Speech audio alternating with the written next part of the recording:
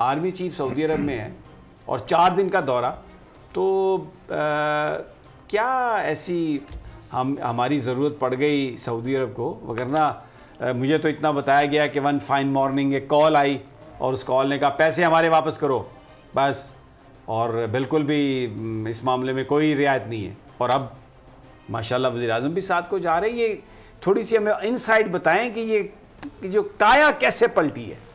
समीर साहब, वैसे तो जो अमूमी तौर पे जो खारजा ताल्लुकात हैं उसकी बुनियाद भी आज के दौर में सियासी, मुआशी और फौजी, ये तमाम ताल्लुकात ये साथ साथ चलते हैं। लेकिन जो पाकिस्तान की पोजीशन है और इस खित्ते में जो कुछ हो रहा है आजकल, इसमें फौजी और सियासी और माशी जो मामलात हैं उसको आप अलग नहीं कर सकते कि जो मुल्कों के साथ मामलात हैं वो सिर्फ वजारत खारजा देखे या सियासी क़यादत देखे। अब फौजी क़यादत का उसमें जो रोल है वो नहायत अहम है और वो लीडिंग रोल है।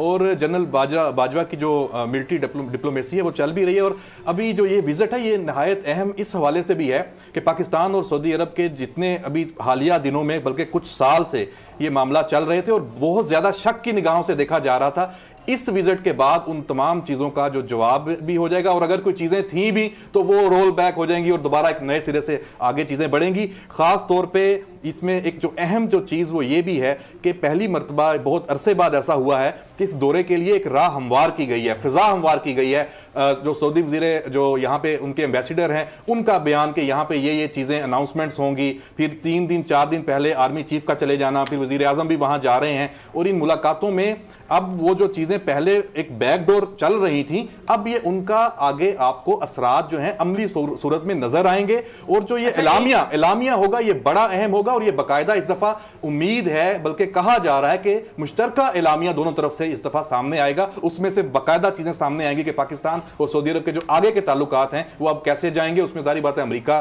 का भी रोल सबको है अंदाज़ा कि फिर वापस वो चीज़ें पटड़ी पर आएंगी जो नहीं थी। अच्छा, एक मुझे एक उड़ती उड़ती खबर मिली थी, क्योंकि आप डिफेंस पर बड़ी नज़र है आपकी, लोगों को भी आप जानते हैं, इनसाइड भी आपके पास होती है, कि कोई एक बड़ी शख्सियत वहाँ से आई, 6, 7, 8 दिन इंतज़ार करते रहे यहाँ पे, फिर 8 दिनों के बाद नंबर 1 से मुलाकात हुई।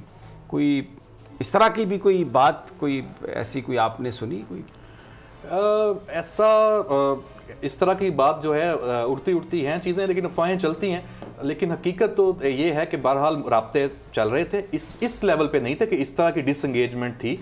उनके जो बरी फ़ौज के सिपा सलार हैं वो मार्च में पाकिस्तान में आए थे और इससे पहले भी जो रवाबत हैं, पाकिस्तान के जो विजिट्स हैं बहुत ज़्यादा, और ये तो ओपन है। कुछ हमारे जो ऑफिशियल्स हैं वो पसे पर्दा जा भी रहे हैं और अभी जो वहाँ पे पाकिस्तान के सफ़ीर नए अपॉइंट हुए हैं उसको भी आप ज़रूर वेटेज दें कि ये बड़ी एक की अपॉइंटमेंट है और इसके असरात जो हैं ये जनरल बिलाल अकबर वाकई एक बड़े कॉम्पिटेंट ऑफिसर थे। यहाँ पर आर्मी में भी CGS भी रहे, फिर कराची में रेंजर्स को भी वो उन्होंने देखा, बड़े ज़बरदस्त दबंग किस्म के ऑफिसर हैं।